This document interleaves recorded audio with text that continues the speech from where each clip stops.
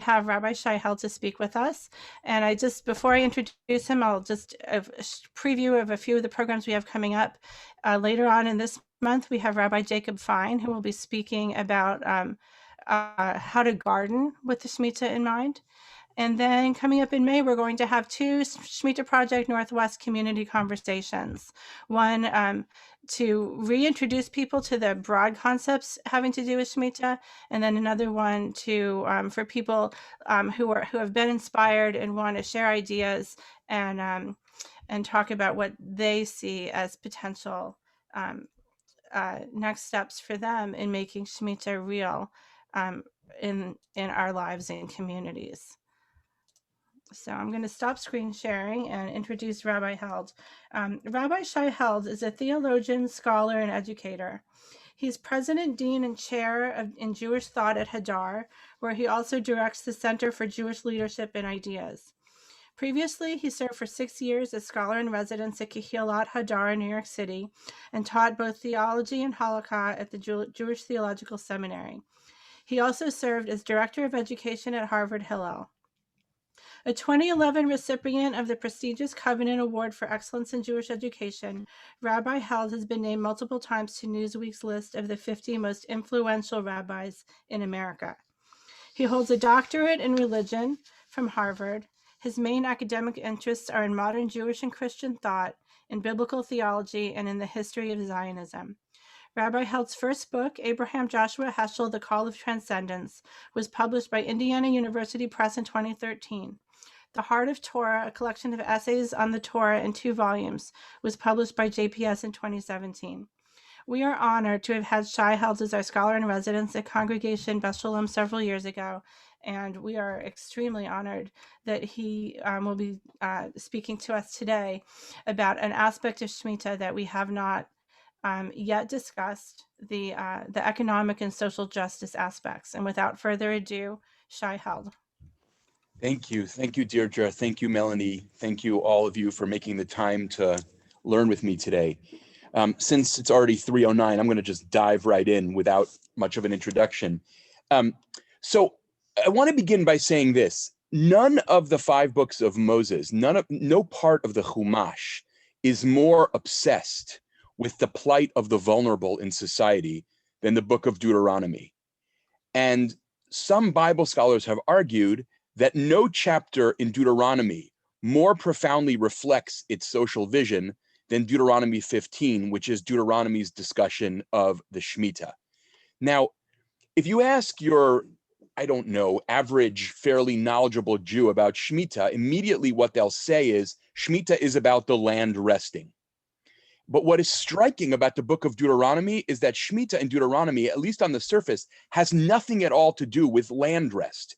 Shemitah is about debt cancellation. Shemitah is fundamentally economic rather than agricultural. Now, if you're a kind of a historically, academically minded scholar, you can ask whether Deuteronomy is aware of what else is out there. But the point is, the vision of Deuteronomy is that Shemitah is fundamentally an economic measure. It is about the cancellation of debt. It is, you can say, the central chapter in Deuteronomy that makes clear that part of what Deuteronomy wants, part of what it most passionately cares about, is ensuring that even the most vulnerable members of the community are able to share in the blessings that God will bestow upon the people. It is really, I think you could say Deuteronomy imagines that the people in Israel will be evaluated by God by the question of whether and how the vulnerable members of the community are enabled to enjoy the blessings that God has given. Now, what I find really interesting about this chapter, and that I hope we can draw out in the time that we have, is that Deuteronomy 15 operates on a couple of levels at the same time, right? It first, and I guess you could say foremost, although I'm not sure that's quite right, but let's say you can first and foremost say that Deuteronomy 15 is interested in concrete solutions to the concrete problems of poverty in ancient Israel. And then at a second level, it is interested in the question of what kind of social ethic can ancient Israel create? What kind of vision of a society can Israel put forward? We don't have the time to get into this today, but one of the things that I've been arguing for a long time is that the way to understand, or at least a way to understand biblical law, is that it is about trying to create a society that represents a radical alternative to Egypt, an anti-Egypt, if you will. Given the kind of social injustice, cruelty, callousness, oppression that we witnessed and experienced in Egypt, how do we create a society that represents a radical alternative to that? And I think Shemitah, as we'll see drawn out in a few minutes, is one of the central answers Deuteronomy offers to that question of what does an anti-Egypt look like. So let me actually begin by laying out the issues that I think the chapter discusses, and then we'll actually read and talk about the chapter a bit, okay? So I think that there are three significant challenges. Here I'm essentially influenced by the JPS Deuteronomy commentary by Jeff Tigay. First of all, the Torah responds to the inability that poor people have to repay debts by simply remitting them, which is as economically radical a move as you could possibly imagine. What happens when I can't repay my debts? I don't go bankrupt. I don't go into indentured servitude, or if I have, I'm liberated because my debt simply disappears in the 7th year. But the problem is that that solution creates another problem. What do you do when people refuse to give loans because they figure out that loans will sometimes turn into gifts? Right? You follow what I mean by that? Right? If in the 7th year debts will be remitted and I give you a loan in the 5th year, well, I might decide I don't want to give you a loan because I don't want to give away my money. And Deuteronomy responds to that. We'll talk about this a little more in a while. Responds to that in a way that is, you could argue, legally inadequate and theologically very powerful. That is, by exhorting Israel not to have the scurrilous thought of, I'm not going to give out loans because they might become gifts. Basically says, don't be the kind of scoundrel who has that thought. Your main thought should be, you need a loan, I'll give it to you. What I mean by it being legally inadequate is, that's not a legal solution, right? It's a theological solution. You can call it a spiritual, ethical solution, but it doesn't legally enforce the well-to-do having to give loans to the poor. And then finally, what do you do when some people have become so impoverished that they are forced to sell themselves into debt slavery? Well, the Torah comes along and says 6 years maximum and everyone is liberated. And we'll see that inside as well. Those are the three issues. Now, to anticipate where I wanted to conclude, so you have to be very careful. There's no way to make one-to-one correspondences between an ancient Near Eastern text about an ancient Near Eastern economy and 21st century global economies in the West, right? You can't do that.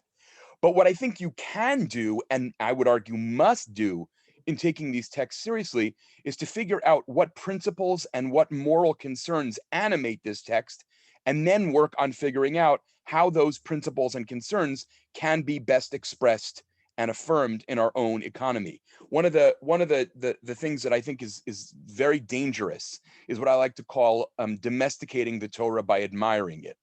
Oh, isn't that amazing? It was so ahead of its time. What claim does it make on me now? I don't know what's for Kiddush, right? As opposed to really saying, no, okay, well, what claim would it make on me now? And good people might disagree about that, but let's at least try to draw out the principles and figure out what they might say. Okay, now I'm going to, I hope this is the right way to do it. I'm going to read this text and comment on it a bit as we go, and hopefully draw out what's most important here.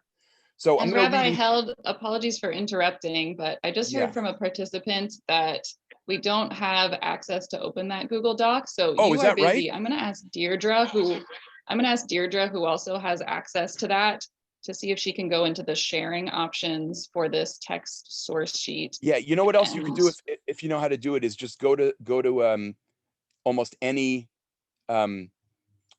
biblical text website, like go to Sefaria for Deuteronomy 15. Does anyone know how to do that? If you let Beth I can drop share that link into the chat also. Yeah, because that's you don't need. We're really just going to be talking about the biblical chapter. I don't know why that is happening because okay. So I'll start if that's okay while you set that up, if that's okay. Bible Gateway is also fine if you just want the English. Sefaria if you want the Hebrew and the English. Bible Gateway, you will not find the JPS translation, but you'll find lots and lots and lots of other good ones. Okay? So, Miketz Sheva Shanim Taseh Shmita. At the end of each 7 years, you should make a Shmita year, a sabbatical. Or JPS interestingly translates Shmita here as remission of debt. V'zeh dvar hashmita. This is how Shmita shall work. Shamot kol baal mashe yado asher yashe b're'ehu. Every creditor, shamot literally means drop. Take the debt. Melanie owes me money. And in the 7th year, I take the debt that she owes me and I literally drop it. I let go of it. That's the vision. Lo yigos et re'ehu. You shall not done meaning to drive you crazy until you repay me. The et achiv and his brother. Ki kara shmita lashem. Because the remission is of God. Now, I want to just stop right here and notice the word ach or brother. JPS translates your fellow or your kinsman. The word ach is translated as kinsman. It literally means brother, sibling. One of the things that Deuteronomy is most preoccupied with is to instill in the Israelites a sense that they are one large family and that the care and compassion that you would show to your sibling is a care and compassion you should cultivate in yourself towards all members of the community. And one of the things that's so striking about Deuteronomy, and this I have to say I find so incredibly moving, the word kinsman or brother functions in 2 ways in the book. One is the obvious way, which is to say your kinsman as opposed to somebody else who's not part of the community, and it's an insider-outsider term. But, and more radically, the term brother is a way of depicting the whole national community as egalitarian in its vision, meaning you might be rich and I might be poor, but I'm still your brother. You might be the most powerful person in the world and I might be the poorest person in the society, but we're still siblings. Now, lest you say, but that seems obvious, I think that we live in all kinds of ways that make it clear that it is not, in fact, obvious to us. If we, do we live in a way that suggests that a man who lies on the street every night in a box and my daughter are equal as members of society? I'm not so sure that we do. So the word brother, to put it differently, I am sure that we don't, but the word brother or sibling here is enormously important because the claim that this text wants to make is that economic distinctions must never be confused for metaphysical distinctions, right? Being rich or poor has no impact on whether we're worth more in any sense that is ultimate or that really matters, okay? Now, what is also interesting in this context, I think, is that in fact, trying to think how to say this as clearly as I can. Every single time Deuteronomy establishes a role that might create hierarchy, almost like a reflex, it starts using the word ach, brother. So when it introduces, this was what was on the source sheet that we're not going to use, and that's fine. Deuteronomy introduces the notion of a king and starts referring to the people as the king's brothers. Deuteronomy introduces judges, starts referring to the people as the judges' brothers. Deuteronomy refers to the Levites, starts referring to the people as the judges' brothers. There is an impulse to egalitarianism here that is really important. And just to be clear, by egalitarianism, I just mean that social inequality can never be allowed to be more than what it is, right? It is not ontological inequality, metaphysical inequality, whatever fancy term you want to use, axiological inequality, if you want to talk schmaltzy English, right? It's not a distinction of values, okay? So that's sort of first point number one, is that the way you see a poor person is not as a poor person. The way you see a poor person is as a sibling and an equal member of society. That's the first reorientation that I think Deuteronomy is interested in. It reminds me that Danny Siegel, who some of you have probably heard talk, Danny Siegel once, who is, one of the great teachers of tzedakah in Jewish life for the last generation, Danny Siegel once berated me, lovingly, but berated me after a talk because I had used the word the poor. And he came up to me after and he said, there's no such thing as the poor. There's only poor people. The poor is an abstraction. Poor people are not an abstraction. They're flesh and blood like you are. And in some ways, I think Deuteronomy is interested in something similar to that, which is siblingness, if you will, if I can coin a clunky term. Okay? Now, Deuteronomy then says something that you might find distressing at first read. You may done the foreigner, tanochritigos. The reason for this is not, I think, that, what we owe to Jews, we could care less about everybody else. I don't think that's the point of Deuteronomy at all. What historians of the Bible explain is that in ancient Israel society, a non-Jew who's living among you and taking a loan from you is almost always someone who's taking a loan for business purposes, not for sustenance purposes. And business loans between business equals don't necessarily need to be canceled. What needs to be canceled is the loan that I give you.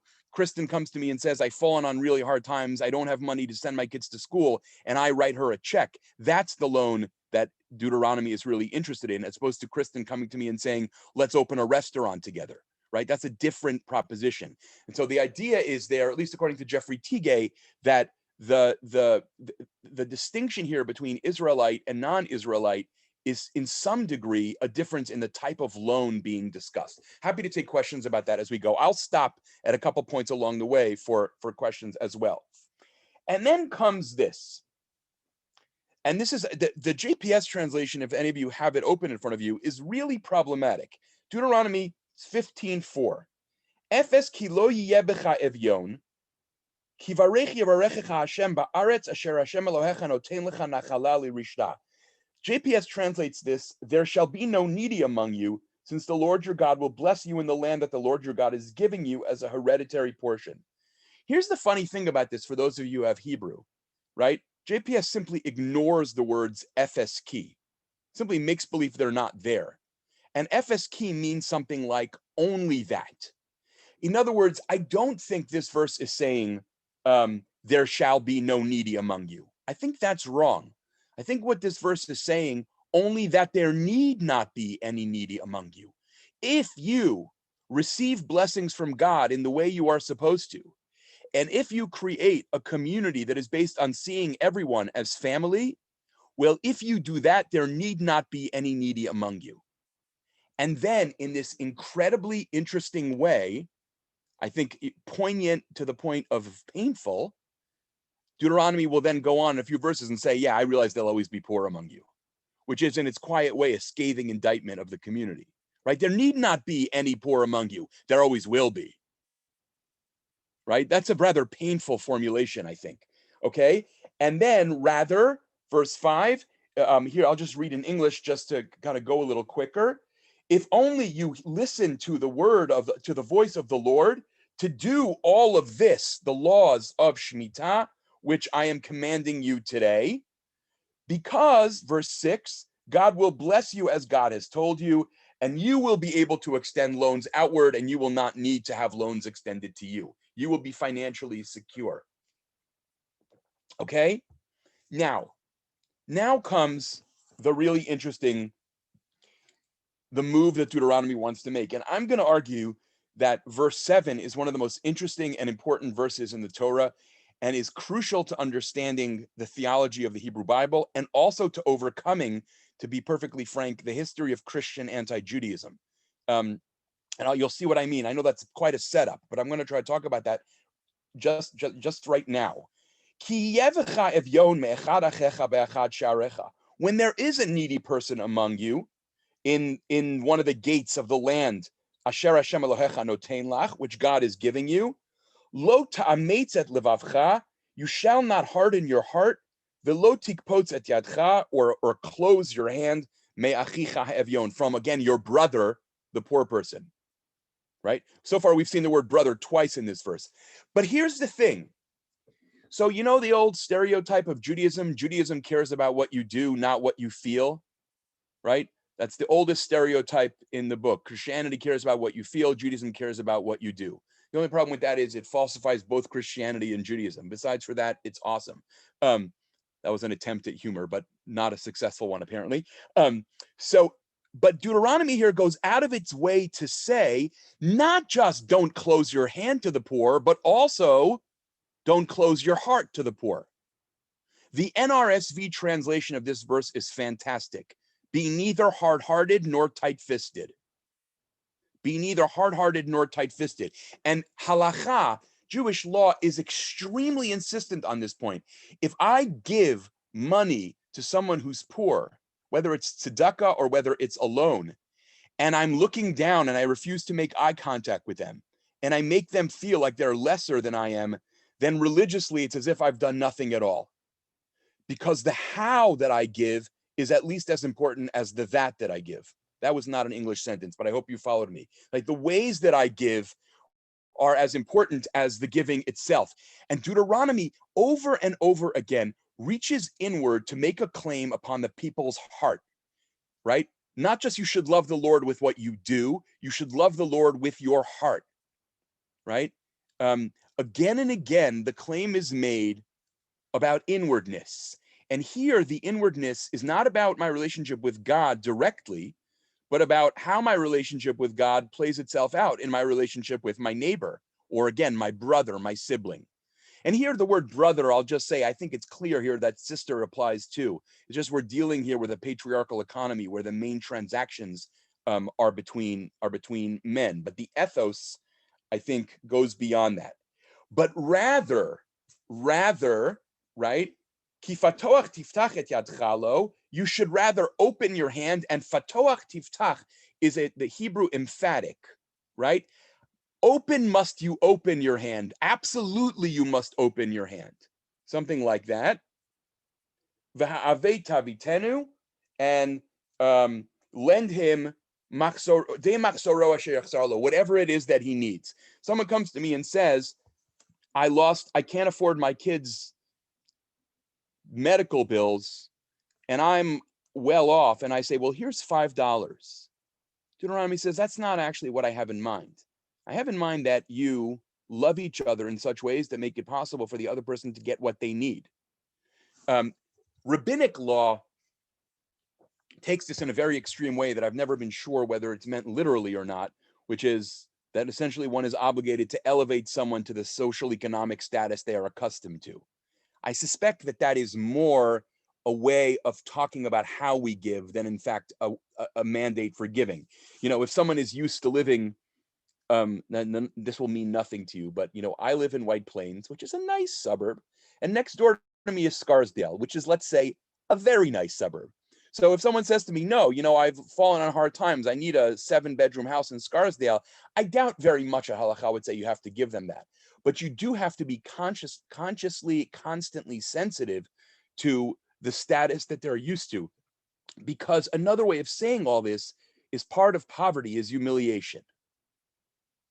Right? Poverty is not just an economic condition. It is also, you could say, a spiritual and economic condition in the sense that, right? Imagine yourself, if you've never had to do this, sitting on the street asking for a nickel, right? The humiliation that comes with that, okay? Now this is number 2. Remember, we talked about how problem number 1 was poverty, and we said, okay, so you drop the debt, right? We talked about how Melanie owes me money. I have a debt. I have like a deed or whatever document I have, and I drop it. I say, I'm not interested anymore. The 7th year has come, no obligation. But then now the Torah is nervous, and it says, Hishamer lecha, be very careful. Pen yeh davarim levavcha v'lial, lest there be a scurrilous thought in your heart. Lemor, lest you say or think, karva shnat hasheva shnat hamita v'ra'incha be'achicha ha'evyon v'lo titein lo. This is totally fascinating. You think to yourself, oh, the 7th year is coming, and you look at others with a jaundiced eye. That's how I'm going to translate ra'a'inecha be'achicha. Right? You look at them with a jaundiced eye and you say, I'm not in the business of giving gifts. Loans would be one thing, gifts are another. I don't give loans after the 4th year or the 5th year because I'm too nervous that I'll lose my money. The Torah calls that a scurrilous thought, and then tells us V'kara elecha el Hashem v'haya v'chachet. And when he cries out to God in frustration with you, the sin will be yours. Now, here's something that Deuteronomy is saying that I think is really interesting, right? The poor person may have less social power than you do, but you know what he also has? Theological power that you don't. Because if anything, God is more attentive to the needs of the poor than God is to the needs of the comfortable.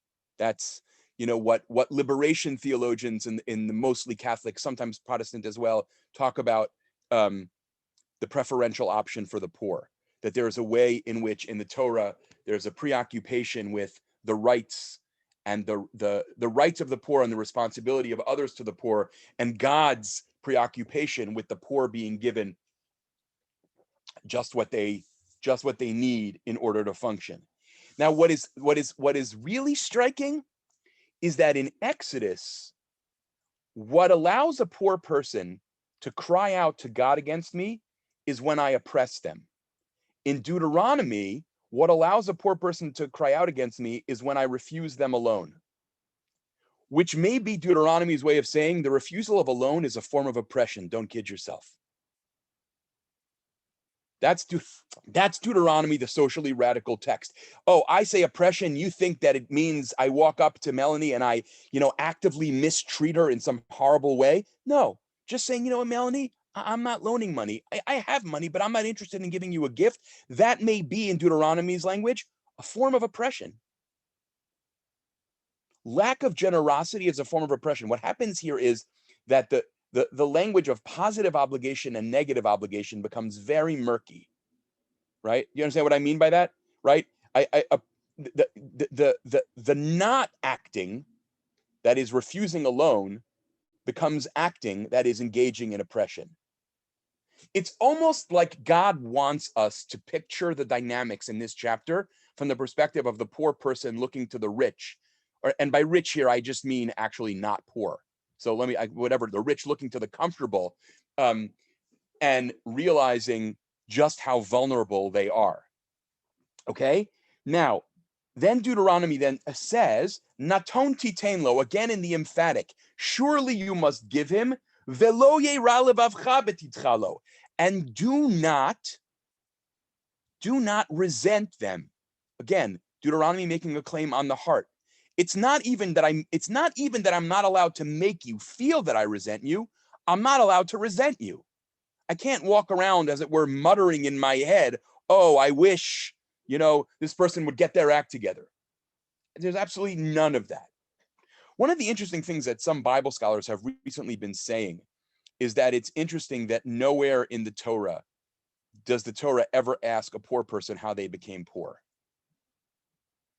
Poverty is a predicament to be responded to. It is not a predicament to cast around for ways to blame the person who's in that predicament. Okay. And why should you not worry about this? Because, so the text says, if you build this kind of society and live in this particular way, then God will bless everything that you do and everything that you set your hand to. And then comes that sad verse that I mentioned as a juxtaposition to verse 4. Remember, verse 4 said, only that there need not be poor among you. And verse 11 comes and says, but there will always be needy among you, which is why I command you to open your hand again to the poor brother. You can, if you want a fun exercise, those of you who read Hebrew, just underline the number of times the word ach, achicha, appears in this passage. It's really quite amazing, over and over and over again. Okay, now, just to take this one more step, there's the issue of people who have been sold into debt slavery. And here, we'll have a little bit of fun with biblical interpretation, because there is a rather impassioned debate among academic scholars of Deuteronomy about what is being said here. And what I'm going to try to do is lay out the two positions and then have you argue them out. Although before I do that, let me just stop for a minute for questions, because I just realized that it's 3:36 already. questions until now. And should I give my usual speech about questions are not speeches with "don't you agree" tacked on to the end? Let's. Are there any questions that people want to guess? Oh, I see there's a couple things in the chat, which I always try not to look at because I don't know how people who teach read the chat and concentrate at the same time. And that is this distinction between Israel and non-Israelite, between personal business debt in Torah and later rabbinic texts, and isn't there a lot of overlap? So if I understand what Barak is asking, the argument there is based on the history of the ancient Near East and what we know about the kinds of loans that were given. So it's neither explicitly biblical, nor is it only rabbinic. If I didn't understand your question, then feel free to type in that I totally missed it. Deirdre writes, it seems like this is a part of understanding that all of the bounty of life is intended by God for the benefit of everyone. The richer positions are position to hoard this abundance. Yes. So thank you for writing and saying that. I think, one of the chapters of the book that I'm now writing a book called Judaism is About Love, which I have been writing for a while. And one of the chapters in that book is called The Gifts of God Flow Through You. And one of the things that I'm arguing is that if you take biblical and rabbinic ideas and then how they get fleshed out later in certain kind of Kabbalistic texts, the idea is that God gives gifts into the world that are meant to flow through us, but that we fall apart and sin when we think that they're meant to flow to us and we grab onto them. Rabbi Judah Lowy of Prague, the Maharal, one of the great late medieval rabbinic figures, talks about how there is no greater sin than becoming a dam that stops the flow of love as it goes through the world, right? I say, oh, I want it all for myself. So I think Deirdre's point is actually very astute, right? The whole point is I'm allowed, now I don't only have to pass things on, I'm allowed to enjoy God's blessings, but I am not allowed to hoard them, okay? So I think that that's great. Robert comments, is there historical evidence that debts were actually forgiven during Shemitah, or was this just a lofty goal? So I want to be honest and say I'm not up to date on the scholarship here. I know that there is no historical evidence that the Jubilee was ever enacted. Whether the Shemitah was enacted, I don't know. If I had to guess, which is I'm completely unqualified here, it would be that the Shemitah was enacted on small local levels. Right? In other words, that's another way that the ancient Near Eastern economy is so different from our own. The economy is irreducibly local. You're talking about, right, people who know each other, presumably. It's just a very different way of thinking and acting. Kristen comments, in this chapter, each time I am reading my English translation, should neighbor read brother? And if so, do you see a difference to understand? Well, there's two words that you might see. Re'ah appears a couple times, and that's usually rendered neighbor. Ach, you don't have the word sibling or brother in your text at all. So that's interesting. I would have to look at which translation you're using. I think that the difference is what I mentioned earlier, is that ach is about the aspiration for a society to see each other as relatives and not just neighbors, right? That you are not just, yes, I have to love my neighbor and you are my neighbor, but I have to love my sibling in a whole different way, and you are also that. So what I would say is there's a greater line of intimacy created by the word ach than by the word that is usually rendered in biblical Hebrew as neighbor. Does that make some sense? Okay, great. Okay, so let's now look at this. Now that I give you this setup for the debt slave piece, look at this for a minute. When your brother, your Hebrew brother or Hebrew-S brother, I'm now doing 14th century English translation here, and they serve you 6 years, and in the 7th year, you should send them free.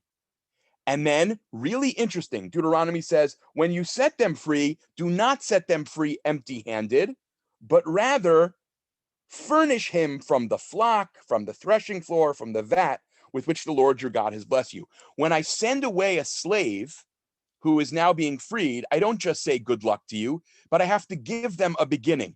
And it's really important to understand why. First of all, Deuteronomy is here, you could say, correcting Exodus. Exodus says at the end of 6 years, a debt slave goes free.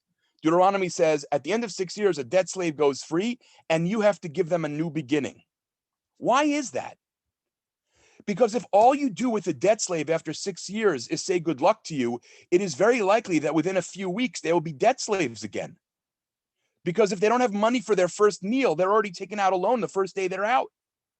So Deuteronomy says, give them a beginning so that they have some chance of not returning to the predicament that they're in. And then this really interesting verse, bear in mind that you were slaves in the land of Egypt and the Lord your God redeemed you. Therefore, I enjoin this commandment upon you today.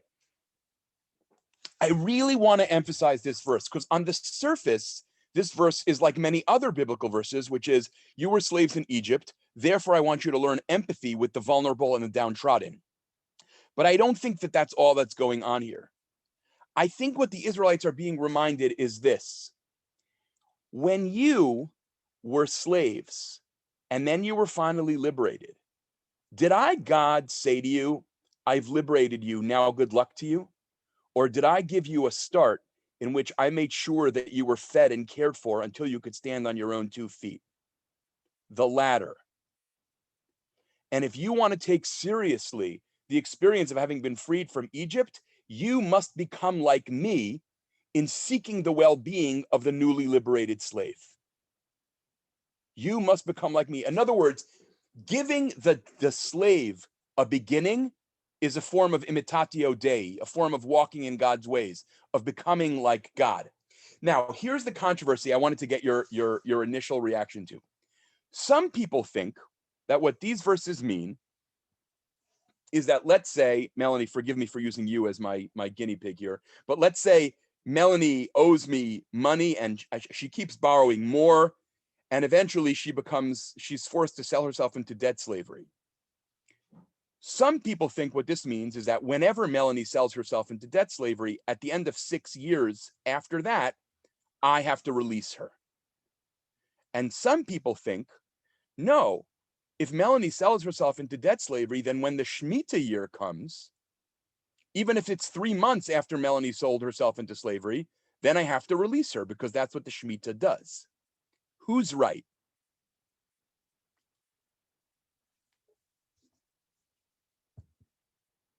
And why?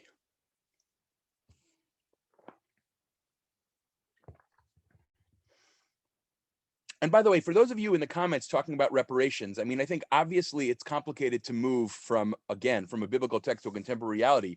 But it is true that the idea, say, of 40 acres and a mule was supposed to be giving people a new beginning. And that's precisely the thing that didn't actually happen, right? So, Deuteronomy understands what it's up against. It's up against human nature. It's up against human selfishness. Okay, now, so I'm surprised that no one has a theory here. So let's look at the text closely in whatever language you're looking at. So verse 17 says, when your brother or sister are sold into slavery, they shall serve you 6 years. That sure sounds like they shall serve you 6 years. So whenever Melanie sells herself into slavery, she has to serve 6 years, and then I have to let her go. So if that's the case, how can someone argue that if Melanie sells herself to me in the 6th year, she's released in the 7th year? How can someone make that argument?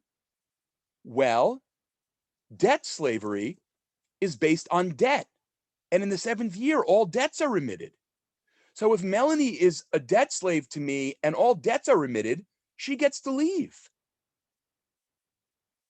Now, I'm not asking you to take sides yet, but do people understand the 2 possibilities? The one possibility is the text says that. It says they should serve 6 years. The other possibility is, yes, but that doesn't actually make sense.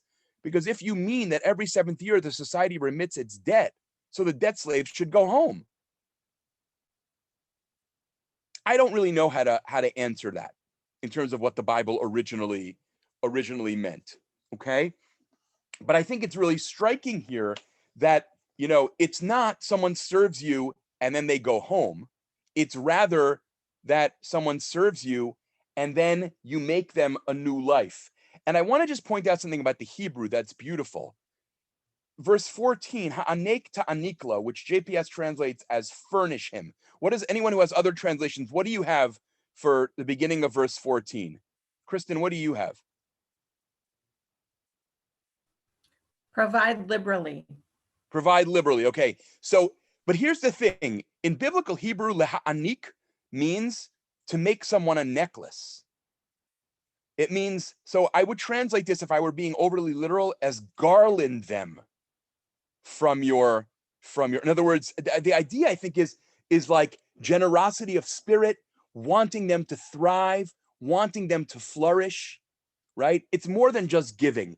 It's not, there's nothing begrudging about anything here. That's so much the ethos of Deuteronomy 15 and of Deuteronomy as a whole is don't become a begrudging giver. Begrudging givers are insufferable, and they don't understand the vision that God wants, which is generous, open-hearted giving, right? And that's the move here. Now, here's a really interesting thing. Now, this requires, you're going to have to bear with me. Those of you reading in the English, you're going to have to bear with me while I translate somewhat freely. The Hebrew text of verse 12 would read more smoothly if it said as follows. When your brother, the Hebrew slave, is sold to you, he should serve you 6 years. But you have this insertion that is very odd, o ha'ivriya, or the Hebrewess, right, or the female slave, and then you go back to talking as if it's a male slave. The only sense I can make of this is that actually it's very interesting. If you read the verses about debt slavery in Exodus, it doesn't seem clear that female slaves are released after 6 years. Or at least it's possible to read that as male slaves are released after 6 years. Comes Deuteronomy and says, excuse me, men and women. And I'll tell you why that's so clear to me. The end of verse 17, almost as a non sequitur, says, Ve'afla amatchata sekein. Also, everything I've said applies to women too. Deuteronomy actually says that. By the way, a topic for another year, but this is part of arguably an argument made by Moshe Weinfeld, who was the most famous scholar of Deuteronomy in the 20th century. That is a weird honor. I don't know how famous the most famous scholar of Deuteronomy is, but in any case, Moshe Weinfeld argued that one of the ways that Deuteronomy works with earlier texts is in a conscious attempt to elevate the status of women within the Bible itself. That Deuteronomy is reading earlier law codes regarding women and consciously elevating their status. Here's an example of this. In the 10 Commandments in the book of Exodus, we're told the 10th commandment, you may not covet your neighbor's house, his wife, his house, his stuff, etc. Comes Deuteronomy and says, you may not covet your neighbor's wife, you may not covet your neighbor's house, his stuff. And Weinfeld points out, you know what Deuteronomy just did? It just subtly told you a person's wife is not their property, they're a person. Now the text is still androcentric. It's addressing men, right? Do not covet your neighbor's wife is androcentrism. There's no way you're gonna go around that, right? And I don't want to do apologetics about that. But it is really striking that Deuteronomy says, yeah, when you're making a list of property, make sure that you separate a wife from the list of property because a wife is a human. So I think that here in the laws of debt slavery, you have the same thing, which is, you might think that men have a certain privilege after slavery that women don't. Deuteronomy says, actually, that's not how it works. Okay. Now, what I would like to sort of have us see in all this is that if we try to zoom out from these laws themselves and talk about their principles or the kind of principles or goals that underlie them, it seems to me that one of the fundamental projects of the book of Deuteronomy is to rule out the possibility of endless servitude, right? Or if you prefer, entrenched poverty, right? Not only can poverty not be passed from one generation to another, it can't even be passed from one decade of my own life into the next. So there is a way in which the notion of entrenched poverty flies in the face of what Deuteronomy envisions a good society will look like. And what is striking here is that conventional economic practices, loans, credits, interest, debt management, all of that is essentially suspended by an ethos of covenantal mutuality, if you will, of family. An ethos that says, no, I understand that there are ways that debts work. We're not going to work it that way. I understand that there's a way that an economy functions. We're going to work it differently. You know why? Because we're having a family economy, not a societal economy. You're my sister. And that's, I think, kind of very integral to what's going on here. And that's why Deuteronomy can dream in verse 4, there need not be any poor among you. Because if you live in a particular way, it is in fact possible to have a different kind of society with a different kind of economic reality. Okay, so I think that that's actually really important. And the claim that we, I think, have to wrestle with is, I mean, first of all, at a very basic level, that the plight of the poor is the responsibility of the whole society. And that a society in which there are no economic second chances is, from the Bible's perspective, an abomination. One strike and you're out economically is just enormously problematic from a biblical perspective. Now, again, as I said earlier, it can be very hard to discern just how the Torah's vision is supposed to guide us at a time, in a different economy at a different time. But I think at minimum here, there is this kind of religious imperative, this mitzvah, to build a society in which the poor are treated as truly equal, and entrenched poverty is seen as a social problem that is a moral emergency, right? Entrenched poverty is a moral emergency. It cannot be allowed to stand, because a society which entrenches poverty is a society of which God fundamentally disapproves. Now, again, good people can disagree about what the concrete policy implications of some of this are, but they have to be arguing in good faith,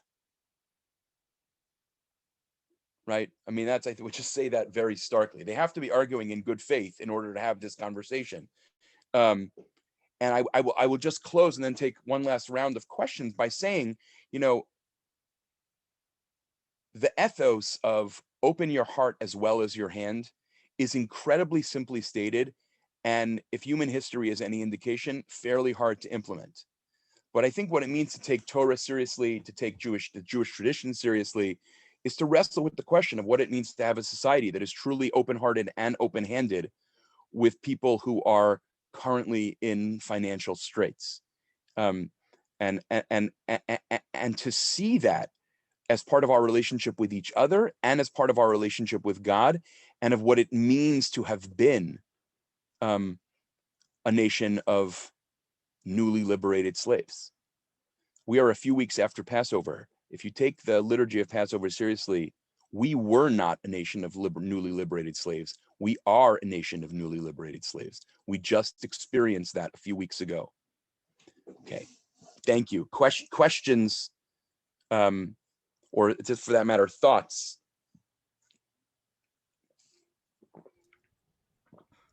I think, Kristen, do you have a question? Do you want to go ahead and unmute yourself? I think Kristen's hand was up before. I think she just didn't undo the icon. Okay. Oh, sorry, I can't even see it. I'll undo it. Anybody else? I'll jump in with a question. Mm-hmm. So first of all, it's really such a delight to have you teach, so thank you. So one of the things I heard you say is, in some ways, Deuteronomy is like round 2 of trying to understand what a biblical vision of society is. Mm-hmm. Is there something that comes around, you would argue, in, let's say, one of the prophetic books or anywhere, that's round 3, or is this the final word? Well, here, at the risk of going off into heresy land, what Bible scholars will often tell you is that Deuteronomy is later than many of those prophetic books that you're thinking about. So that, if anything, this would be round 3, and some of the prophetic books are round 2. Like I'm sorry if this freaks anybody out, but like a lot of Bible scholars have talked about how Deuteronomy's vision of love is deeply indebted to Hosea. Now that is not something you're going to teach your day school fourth graders, but so I think it's complicated. The thing about prophetic books is that as a rule, they do not introduce new legal norms. They offer new centrality to taking those norms seriously, right? So Chazal are not wrong, I think. The sages of the Talmud are not wrong when they say the prophetic books are not legal. They're not primarily law books. They're primarily social criticism books based on failure to live up to biblical law. I don't know if that's a great answer, but that is the best answer I can do for you. I don't really think it's a third go-around. I think you could argue that rabbinic law is a third go-around. And in some ways, rabbinic law walks back Deuteronomy, is less radical, and in some ways is more radical. That's a topic for maybe another year, another Shmita project. We'll meet again 6 years from now or whatever it might be. Anybody else before we wrap up? I mean, I'm curious. I'd be interested in hearing like where this lands with you. Like, what do you do with this? Deirdre told me she likes to think of these classes as planting seeds. So what seeds are planted for you? Well, I'll start, Shai. One of the things that we'd like to do is to reach out to the Hebrew Free Loan Associations and to look for ways that we as individuals can actually fulfill the mitzvah of relieving a debt. So if a person has fallen on indebtedness, perhaps the Hebrew Free Loan Association might be a vehicle through our own giving, that we can actually enable them to start life anew after the Shemitah year, for instance. But this is the type of thing. My dream is that we should make this practical in some way and not just read about it, like you said, not just like move on to the next thing in our life. Right. We can all see, I think, and also we haven't talked about Yovel or Jubilee, like what that vision looks like. I would love to get to that at some point, but these are ideas that ought to challenge us to transform our society in concrete and meaningful ways. And so when I present these offerings to all of us who are here, it's not an academic exercise. That's what I mean. And so I hope that the seeds will fall on many, many different ideas, and that we together can provide a framework of encouragement and support to bring them to fruition. And not just in 1 year, but the whole idea of the Shemitah cycle is a 6-year cycle. Like Shai asked, what can we envision 6 years from now that we can't even envision now? What can we build on if we start now that is unimaginable to us today?